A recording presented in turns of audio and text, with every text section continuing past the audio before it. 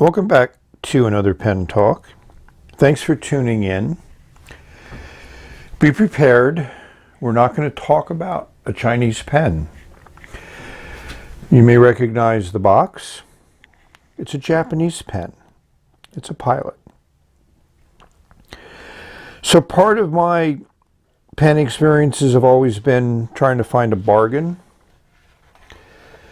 So when I saw this auction on eBay, I said, interesting. I put in a bid and I won it. I thought it was a great price. And the other thing to keep in mind is, my first thought is nibs. So this is a Pilot. I like Pilots. I have a few. I think they do an excellent job.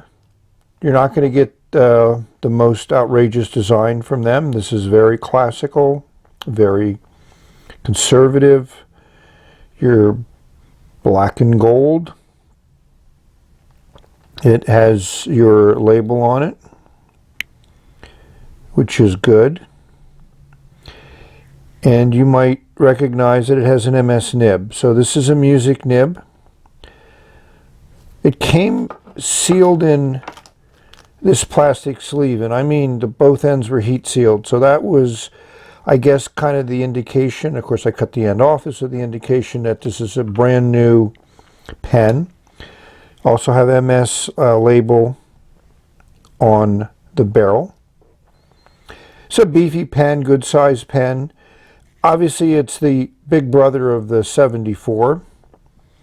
So if we look at the engraving on the cap band, we'll see it's a 742. So what's the difference? Well, this has a number 10 nib. The auction mislabeled it and said it was a number 15, but I kind of knew it was going to be a 10. Had my fingers crossed that maybe they swapped a 15 into it. I don't even know if a 15 would fit, but that was it. So like I said, I think I got a good deal on it, and I love the music nib in my 74, which is like a number 5, so this is a bigger nib. And it is a beautiful nib. And that has a really nice bit of tipping material on it. Classic Pilot feed. So I don't have an upscale Pilot pen. I do have a nice Sailor Pro Gears with a Nagatagi Togi nib in it. So I always look for interesting nibs. And this one fit the bill. I've always said if I ever get a Falcon, I'll get it with a 15 nib. So maybe that'll be my 15. I don't even know if they make the music nib in 15. The other thing that it comes with, which I thought was nice, is it comes with a Con 7D, which is their best cartridge converter, their converter. And Pilots are always extremely well made, great fit and tolerances. So I wanted to give you a view of this unboxing. I'm going to obviously flush it, take off the labels, not use the cartridge they gave me. That'll go into my spare cartridges. It comes with a very simplistic instruction manual in both Japanese and English.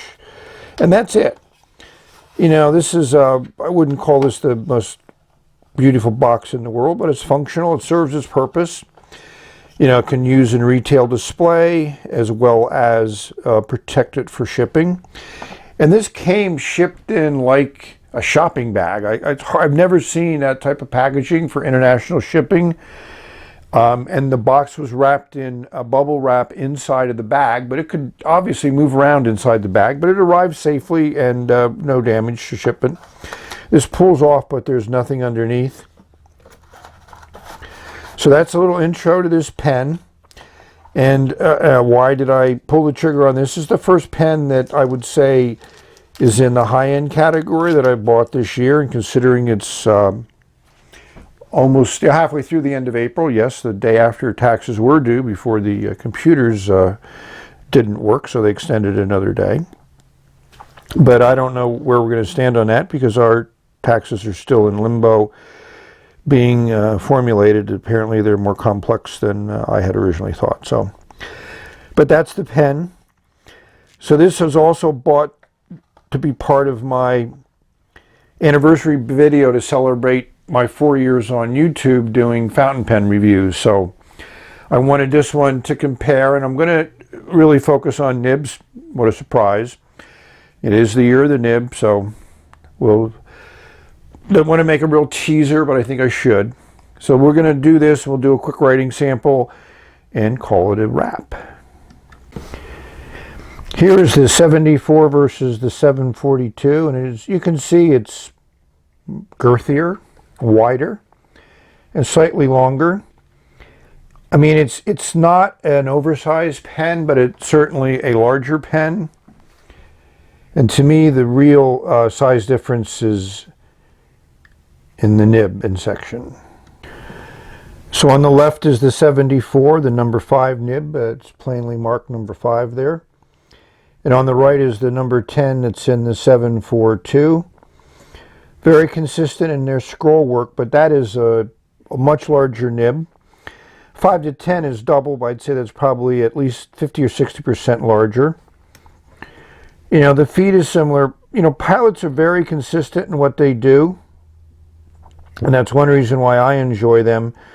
And to me, they make one of the better nibs. You know, they're different from Sailor, they're different from Platinum, but for my writing taste and experiences, I prefer the Pilot nibs. And they certainly do come in a large number of sizes and tipping. So I'm certain everyone can find something that they can enjoy writing with. So as I mentioned, I flush every pen that I can. Obviously some piston fillers and exotic filling pens, you really can't do that with them. And I use my trusty bulb syringe, which I've talked about in a previous video. So what impresses me is the amount of flow through this nib and feed is just excellent. I also judge on how quickly that bulb fills up, because it's pulling all of that liquid through the nib and feed. And then when you're done, it just gushes out. So this tells me that this should be a nice wet writer. Just need to get some ink in it. So let's do a little comparison of the 742 here in the position number 2 to the 74 in position number 1. As you can see, very similar shape and design, but the 742 is longer by a little bit and girthier by a little bit more. There's a little bigger band here in the middle. The clip is slightly larger. I mean, they really did an excellent job in upscaling this 74 to the 742. And then the pen to compare it to would be this black M800. Again, you got black and you got gold. And then just to put things in perspective, we have this oversized Dulce Vita in passion red. Again, it's red and gold. All of these have 2 bands for the cap. You know, of all the designs, I think the Pelican is the most practical one because that band covers the very end of the cap, which could crack, but with a metal band there, that's going to prohibit that from happening. So now we need to uncap these and look at the nib in section. So posted, the Delta Dulce Vita oversized is certainly oversized. I mean, that's a huge pen. It doesn't post very deeply. It doesn't post real secure, but I don't think it was ever designed to be posted, but it can if that's what you want to do. The M800 also now becomes a longer pen. And what's interesting is the 74 becomes longer because it doesn't post as deep as the 742. I put these together with approximately the end of the nibs being at the same spot. So zooming in on the real business end, the 74 and 742 is just, like I said, they did a good job at just upscaling the pen in all the different dimensions. Like the nib goes from a 5 to a 10. The nib size in the Pelican and also in the Delta is considered like a number 8 size nib. You know, from the Jovo and Bach German nib manufacturers that number their nibs. The nibs are similar in size between the Delta, the Pelican, and the 742, and of course the smaller one on the 74. So that's kind of it. The sections are obviously bigger on the oversized, which everything is oversized. You got a little bit more of a curved shape, a little metal ring at the end for the Pelican, but that's a relatively small section. It's slightly larger on the 742 and 74, but they're not quite as girthy. I needed to make an addendum. This is actually the oversized Delta that I had. They look pretty similar, so I picked the wrong one, my mistake.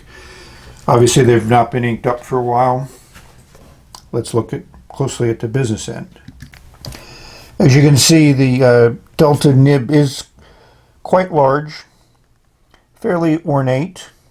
Not as ornate as the Pelican. A lot of people consider the Pelican designed to be one of the more beautiful nibs. And of course the pilots hold their own, but then, you know, I think they're more function and less flash. The pen fits very well in the hand unposted. This section is a good size.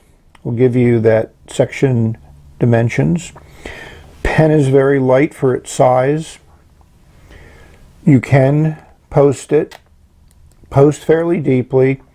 It actually adds some decent weight to the pen, which I think feels pretty good, but I would generally use this unposted.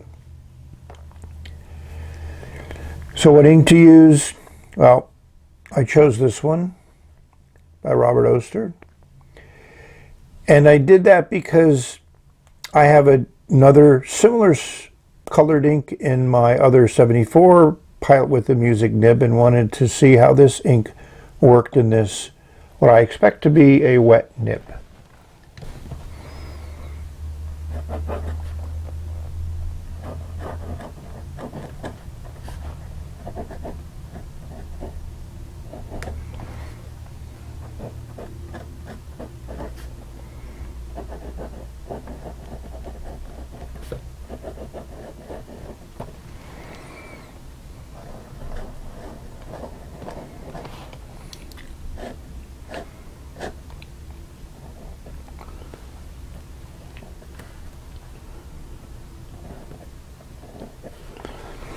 So I think you see one of the scenarios. I've had some ink starvation on the 74.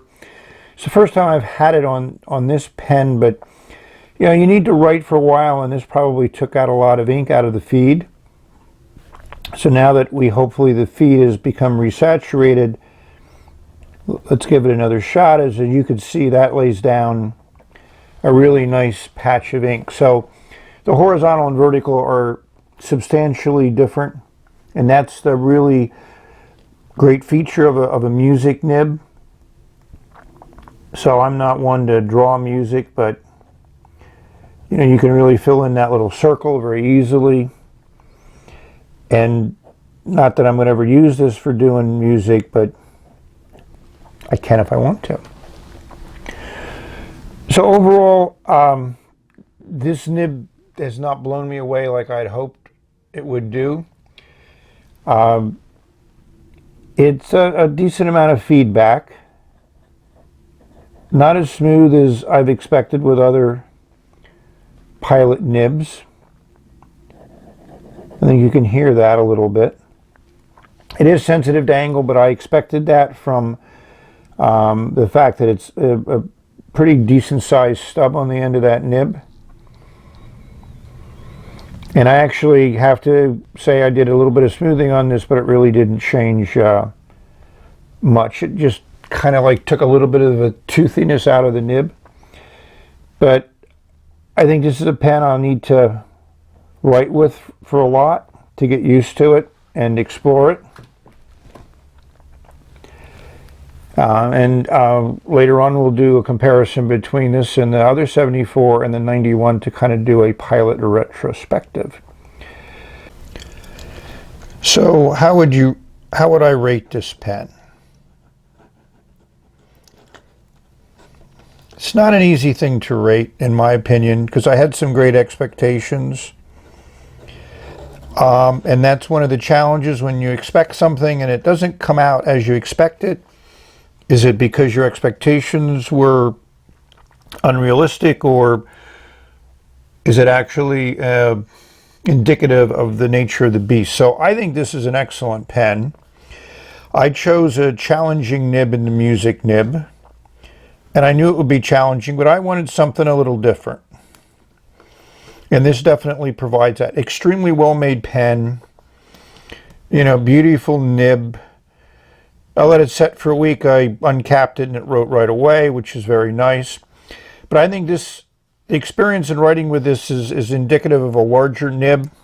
A larger nib does look nicer, but it may not provide a better writing experience. I've had a few discussions about it's not the size that matters, it's the way it works.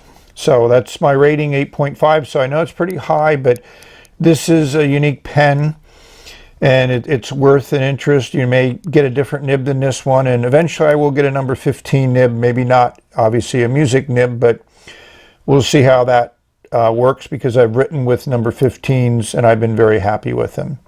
As you can see, I let the pen sit in my hand for a while and it wrote right away, so that's good. And this ink really shades nicely. So we've reached the end of this video, so thank you for watching. If you use this nib properly, it really does a nice job, and I love this Cafe Crema ink from Robert Oster, because it just shades really nicely, and Mr. Matheson also really enjoyed the ink, so it has a following on the net. So this is the end of this video for now. Of course, never the end of our pen experiences, and may you have many exciting, great pen experiences. Explore this wonderful world that we find ourselves in of nibs, inks, and paper. Until the next one, bye for now. It's a nice patch of ink.